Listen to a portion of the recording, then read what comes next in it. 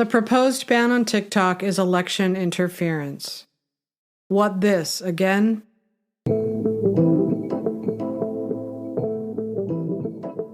Kara Swisher has a good strategy for Joe Biden to beat Donald Trump, which she shared on CNN. Just call Trump 3 things: racist, rapist, fascist. Greatest asset, the shamelessness of him, is then Biden has to get in there very hard and go rapist, racist, fascist, over and over and over again. And then the trials are happening at the same time. He's just had to pay, he's just $93 million poorer right now. And just hammer it in with those 3 things: rapist, racist, fascist. There was a time when that would have worked. That time has come and gone. At best, Swisher will be ruthlessly mocked online, and at worst, completely ignored. For someone who studied propaganda, she sure has become good at peddling it. Maybe it will cycle through the Facebook feeds of whatever is left of the hashtag resistance, a relic of the old days when CNN still influenced public opinion. This is the death rattle of legacy media, and probably the Democratic Party as we once knew it. Or, as Steve Bannon says every time he begins a new episode of The War Room, this is the primal scream of a dying regime. By now, the CIA, the FBI, and the Democrats are waking up to the reality of life without their precious blue checks on Twitter. They can't control the media narrative to boost Biden and sink Trump, like they did in 2020. There's no COVID. Biden has no choice but to get out there and campaign. The Biden administration has been using TikTok throughout Biden's first term.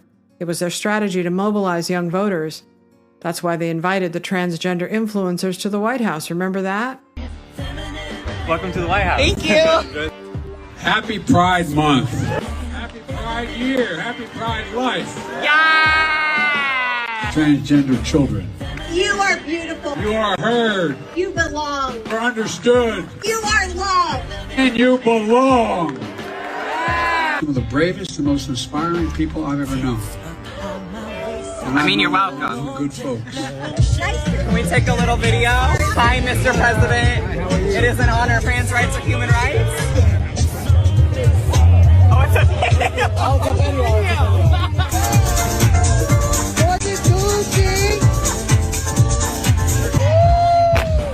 Are we topless at the White House? And why Dylan Mulvaney interviewed with Biden just before the 2022 midterms. Remember that? My name is Dylan Mulvaney. I am a trans woman, and I am documenting my transition publicly on TikTok for the world to see.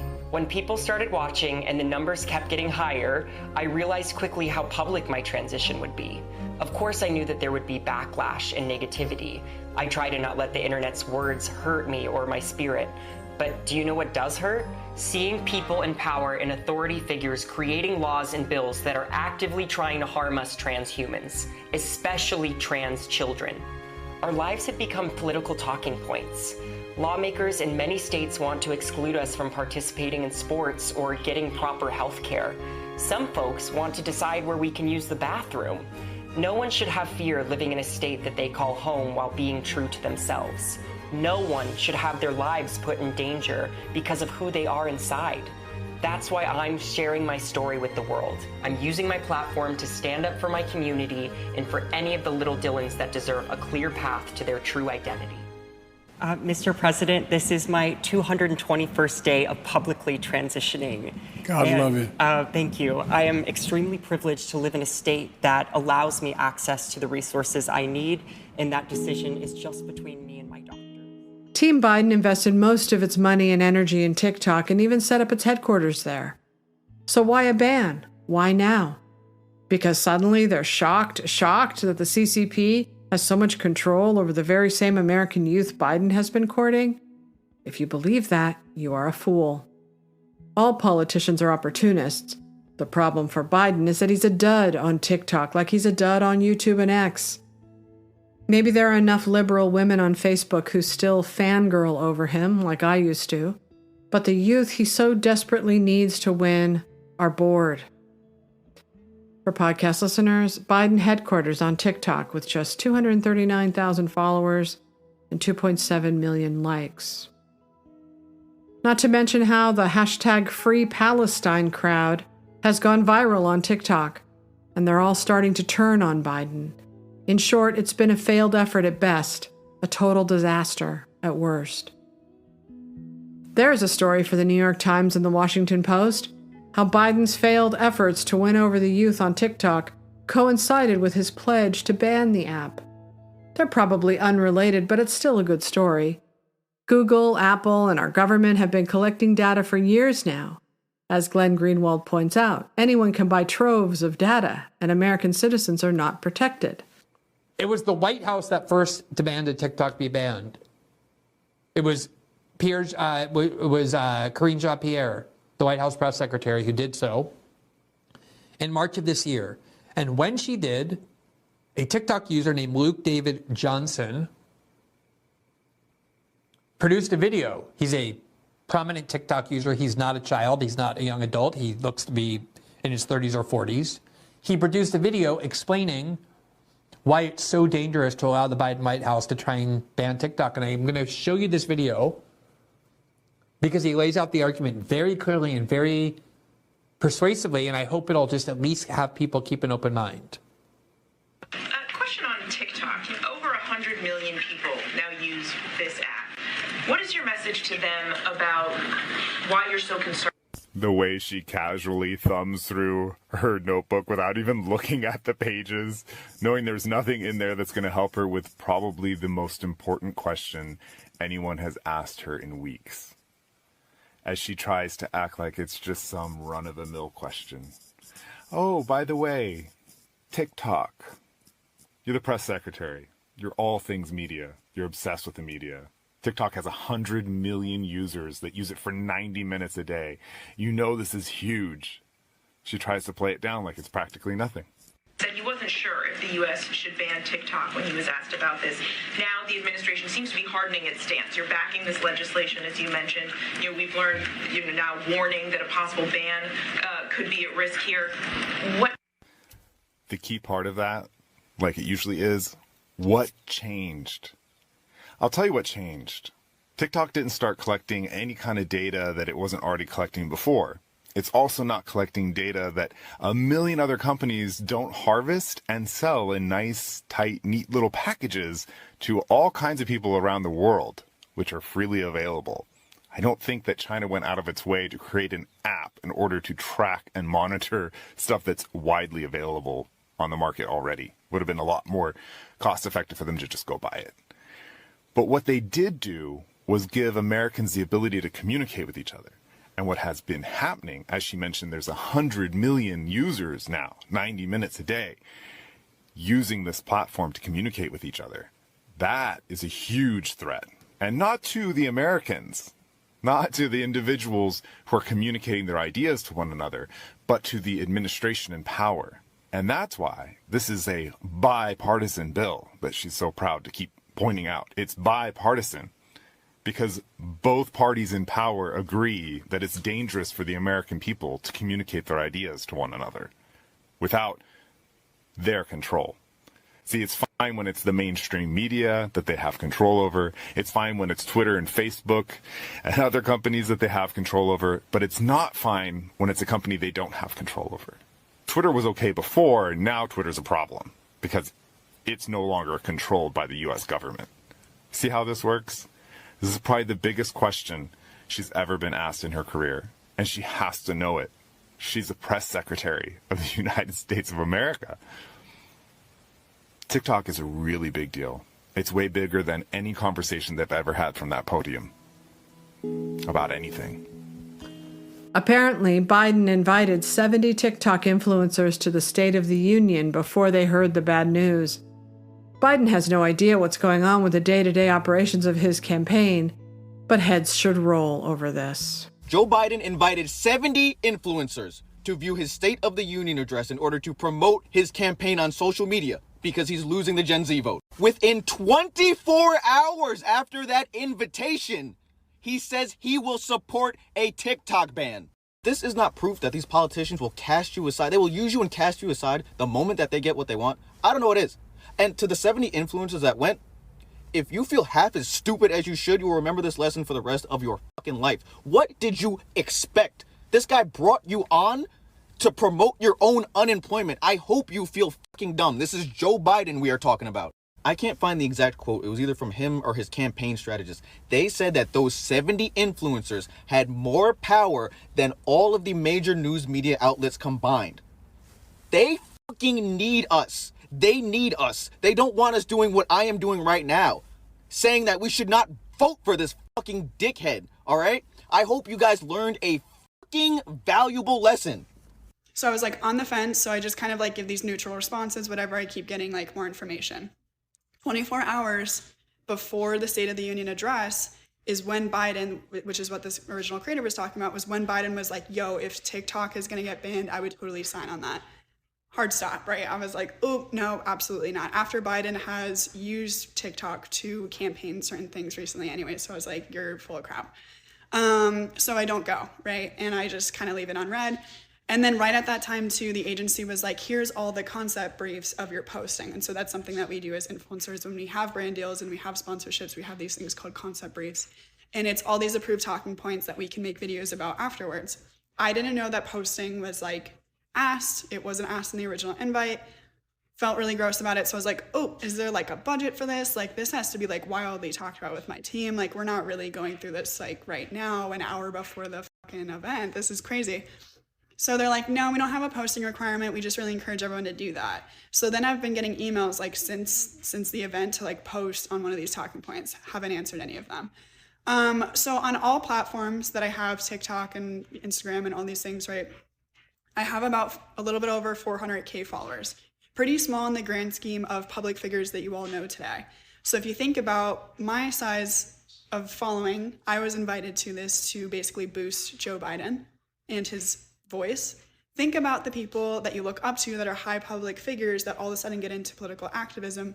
Think about if it's actually authentic or not, or if they're getting things out of it, they're being celebrated to do that, they're being paid to do that, right? Think about that. So sometimes when we go, oh, well, you have a platform, you should be using it. I don't really know if I care what Taylor Swift, Selena Gomez, etc. really cares about politically. By contrast, Trump is surprisingly popular on TikTok. Young minds and neutral parties do not get their news from legacy media anymore, and thus can now see a completely different version of Trump. It will just drop into their For You page, and maybe they will see something that makes them laugh. Imagine how threatening that might be to their carefully constructed narrative of Trump. For podcast listeners, 2 fan pages for Trump, one with 1.8 million likes and one with 6.2 million likes. That's the name Trump, so big you could see it from an airplane at 30,000 feet. They're like 50-foot letters, Trump. And he's been doing it for years. He's been doing it for years. This guy, he carves that name Trump in those fields. He's a genius.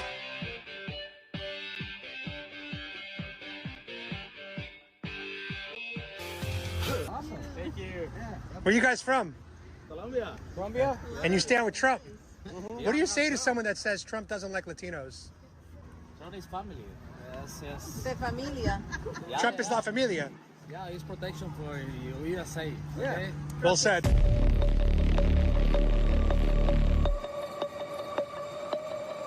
She's a 10, but she voted for Biden.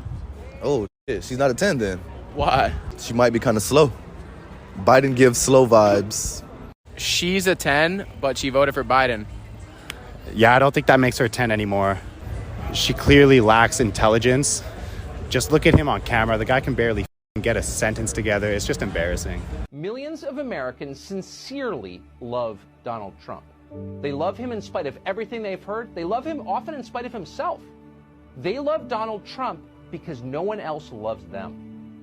The country they built, the country their ancestors fought for over hundreds of years, has left them to die in their unfashionable little towns, mocked and despised by the sneering half-wits with finance degrees but no actual skills who seem to run everything all of a sudden.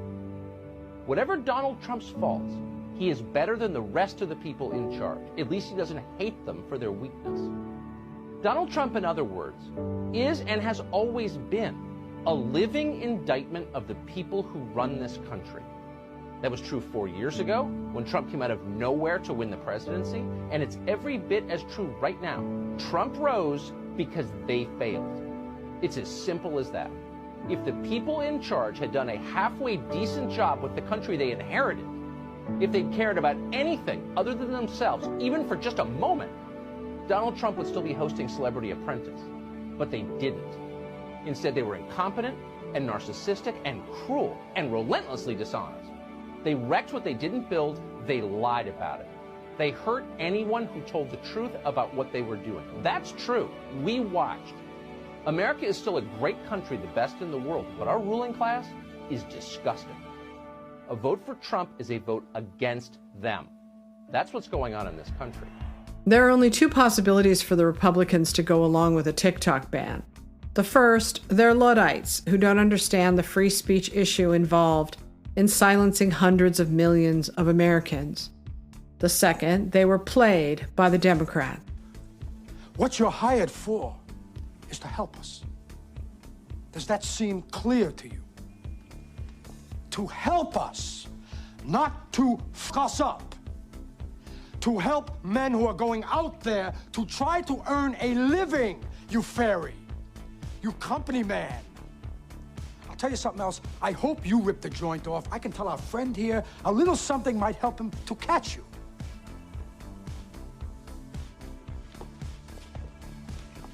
You want to learn the first rule you'd know if you ever spent a day in your life. You never open your mouth till you know what the shot is. Banning TikTok, they say, isn't censorship, but how can it not be? Here are Tucker Carlson and Rand Paul wondering the same thing. Look, I've written 2 books about Chinese communism and what it does both during the COVID leak and also what it did during Mao's reign. So I am no fan of Chinese communism, but at the same time, we can't sort of like, emulate the Chinese to try to protect our way of life, becoming like the Chinese and banning things. TikTok is banned in China. They don't have TikTok. They have a censored version in China that the Chinese government does control, but they don't control TikTok over here. If we ban TikTok, we're simply becoming and acting like the Chinese. So there's a hysteria afoot, but in America, there are things that protect. You can't just take people's stuff in America. If you have a company, I can't come take Tucker Carlson Network just from you because one of your investors is from China. I have to go to court. I have to prove that somehow you're a Chinese communist and that you're giving data to them. These are all allegations. They may or may not be true, but you can't take someone's company worth billions of dollars without proving it in a court of law. Likewise, you can't take the rights of freedom of speech of 170, 180 million people who want to express themselves. So I think the courts will rule against this. They did twice in the last 4 years in federal court, and they just recently overturned the Montana ban. So I think there's a very good chance this is unconstitutional, but that doesn't seem to be deterring any of my colleagues in the House. TikTok, like X, isn't a virtual gulag, a site that has been marginalized and sequestered by the left and labeled far right. They aren't worried about sites like Getter, Truth Social, and Rumble. They only worry about sites that function as the town square. That's especially true on TikTok, which is fast becoming the #1 way all Americans, not just Gen Z, get their news. That is a lack of control over the message the Democrats cannot afford. They must find a way to shape opinion, even if, especially if, it means censorship, just like China. How TikTok shapes public opinion. My lesson came amid the Johnny Depp Amber Heard trial. I'd been casually using TikTok but didn't have a niche. TikTok is useful if you do one thing really well. But I didn't have that one thing until the trial. Then I found my niche, at least temporarily. My videos were pro-Depp and very much anti-Heard.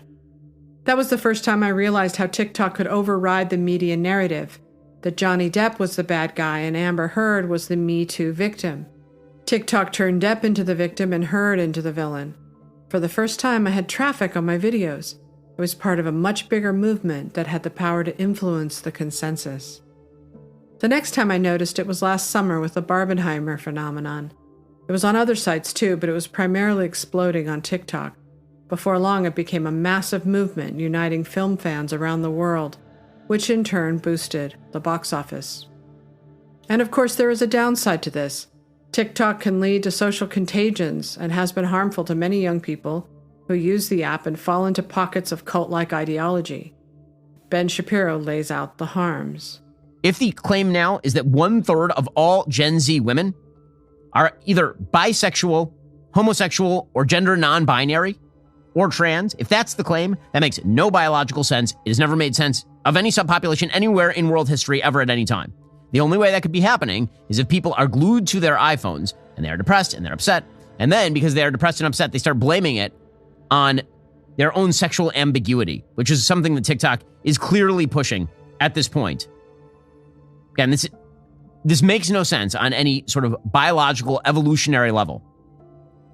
It is also worth noting, by the way, that this huge number of women who are now identifying as bisexual, and bisexuals predominate among people who are identifying as LGBTQ plus minus divided by sign. The reason that you are seeing that huge predominance is because you can claim that you're bisexual while simultaneously not actually acting in sexual ways with a member of the same sex, which is actually what happens with a lot of these girls. In any case, that is just one piece of evidence, but we know that TikTok has created these viral sort of sensations where people act in strange ways, and all of this has been mainlined into American politics. While I agree with all of these things, we don't ban cigarettes or porn because kids shouldn't use them. We put age restrictions on them, which is what should be happening on TikTok and all other social media apps.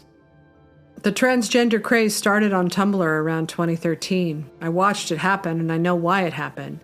The white kids felt abnormal for being normal as critical race theory hit public high schools, like my daughter's. Being trans or having a trans child elevates one's status on the left. They become protected or sacred.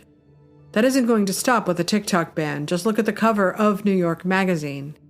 For podcast listeners, freedom of sex, the moral case for letting trans kids change their bodies.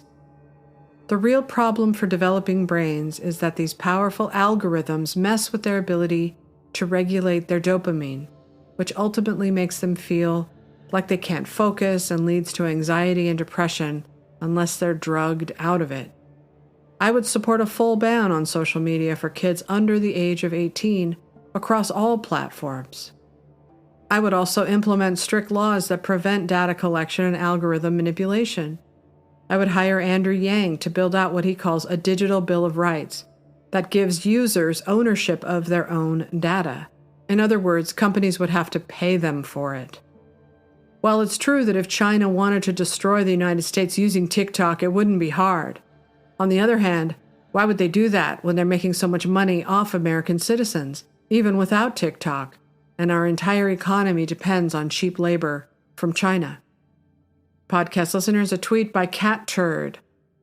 Quote, China is buying up all our land. Congress does nothing. China is also buying land surrounding our military bases. Congress does nothing. China releases a virus onto the world. Congress does nothing. China controls over 90% of pharmaceutical drugs. Congress does nothing.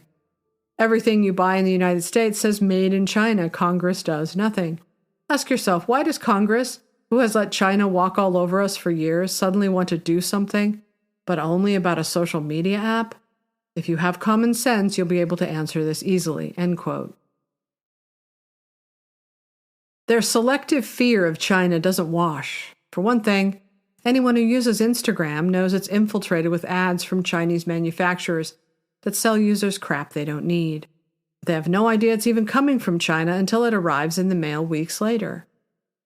The site that sells the cheapest of cheap crap called Temu advertised during the Super Bowl. And we're supposed to believe they've all just suddenly turned on China? Yeah, no. Feels like a dream, feels like magic. Now I believe I can have it. Ooh, ooh, Temu. Ooh, ooh, Temu. All of my wishes came true.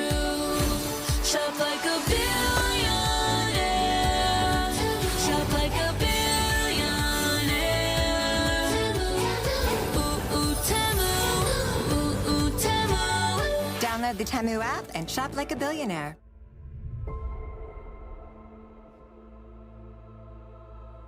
By any means necessary. They've already shown us that they will stop at nothing to take down Trump. We've watched them destroy themselves in the process. But this ban is exactly what Amazon did to Parler, a popular competitor to Twitter, when they dropped them from their servers, and all big tech giants refused to host them. That was for the protection of United States citizens, too. But it was wrong. Have we all forgotten that?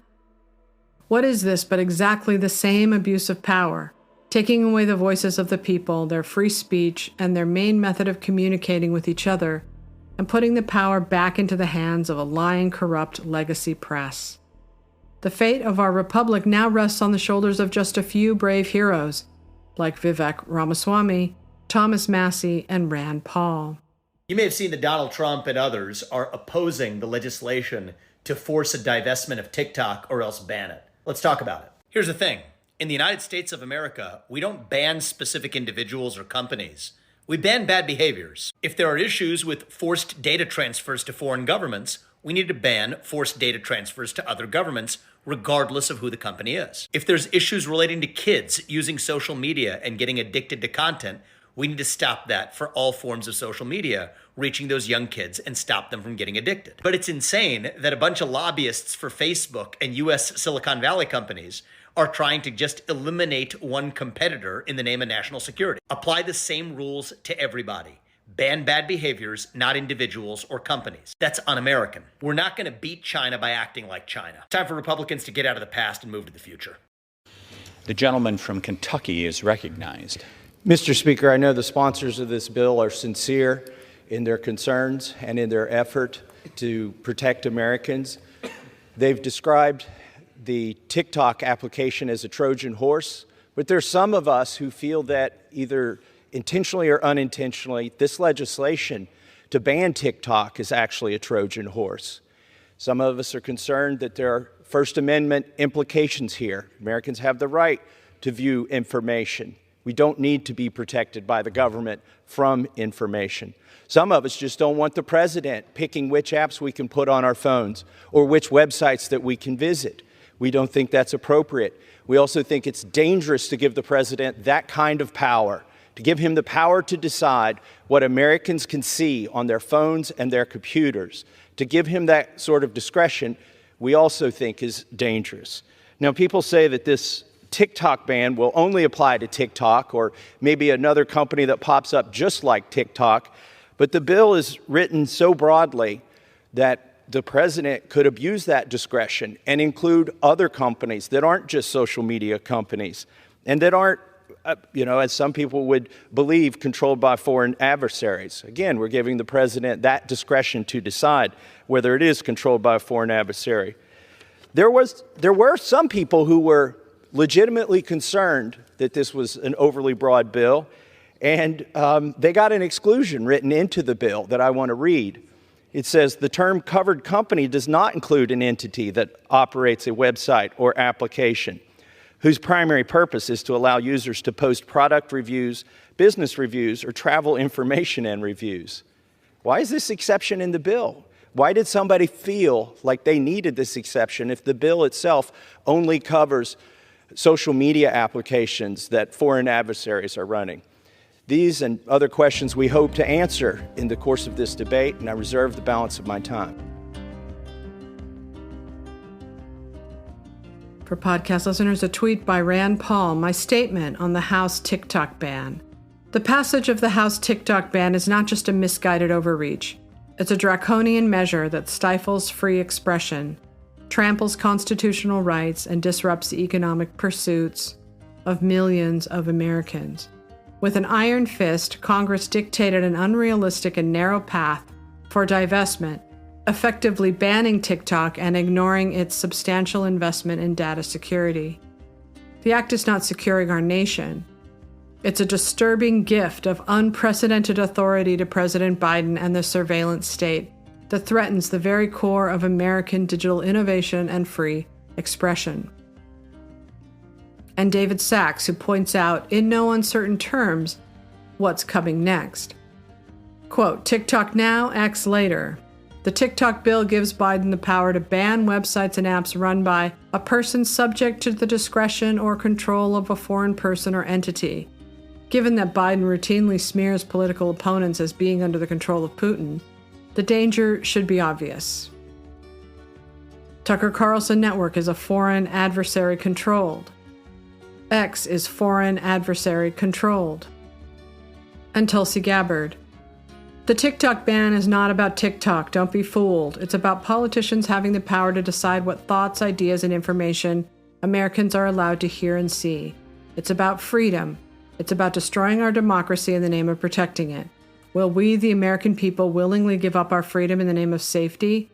Benjamin Franklin says, those who would give up essential liberty to purchase a little temporary safety deserve neither liberty nor safety, end quote. The primal scream of a dying regime. It's probably not easy for people on the left to watch their empire collapse, but collapse it will. The reason for that is the rising counterculture revolution. Speech, like information, like truth, wants to be free. When you close off too much reality, too much honesty, too much critical thinking, and push a narrative on the public that no longer resonates, it's all over but the shouting. Milan Kundera says it best in the Book of Laughter and Forgetting, quote, totalitarianism is not only hell, but all the dream of paradise. The age-old dream of a world where everybody would live in harmony, united by a single common will and faith, without secrets from one another. André Breton, too, dreamed of this paradise when he talked about the glass house in which he longed to live. If totalitarianism did not exploit these archetypes, which are deep inside us all and rooted deep in all religions, it could never attract so many people, especially during the early phases of its existence. Once the dream of paradise starts to turn into reality, however, here and there people begin to crop up who stand in its way. And so the rulers of paradise must build a little gulag on the side of Eden. In the course of time, this gulag grows ever bigger and more perfect, while the adjoining paradise gets even smaller and poorer. And so it goes with the empire. They gripped too tight. They held on too long. And now there is no way to save them from their ultimate fate. TikTok is in the crosshairs for one reason and one reason only. It is making Trump too popular, and for that, it must go.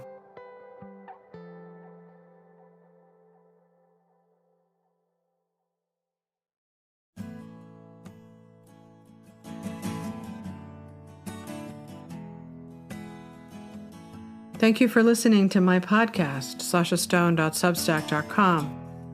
And remember, to thine own self be true. And we'll walk down the avenue again. And we'll walk down the avenue again. When the healing has begun.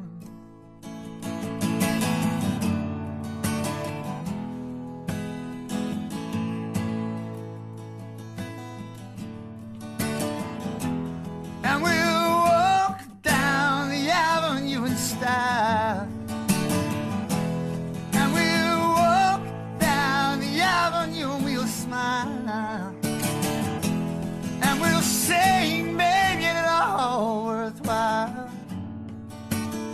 When the healing has begun. When the healing has begun.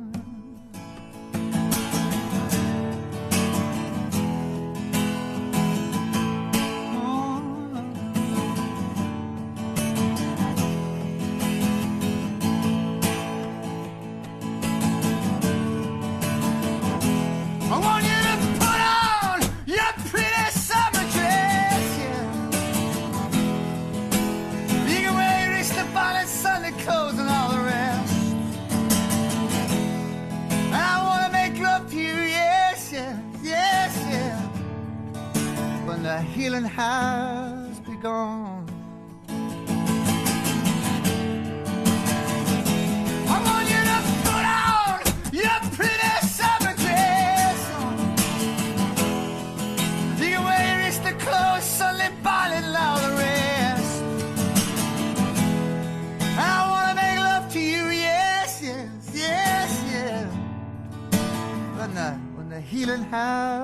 begun. When the healing has begun.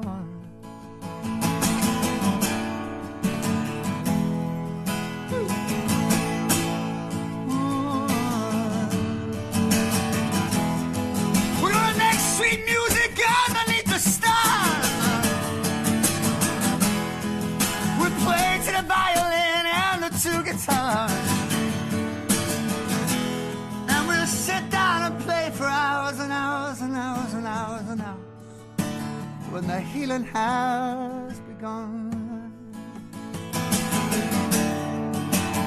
When the healing has begun.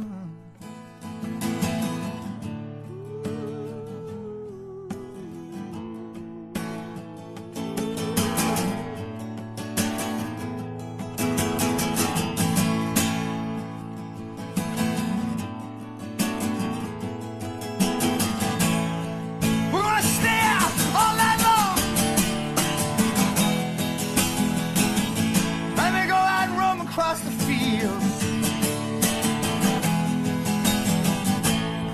baby, you know how it feels when the healing has begun. When the healing has begun.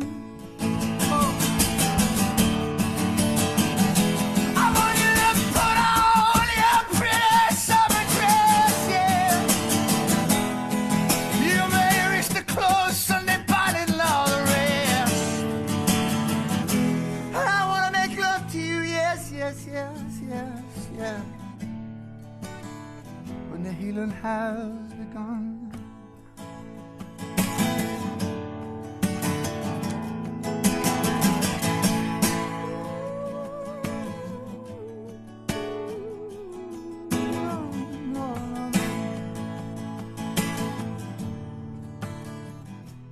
And we'll walk down the avenue again. And we'll walk down the avenue again when the healing has begun.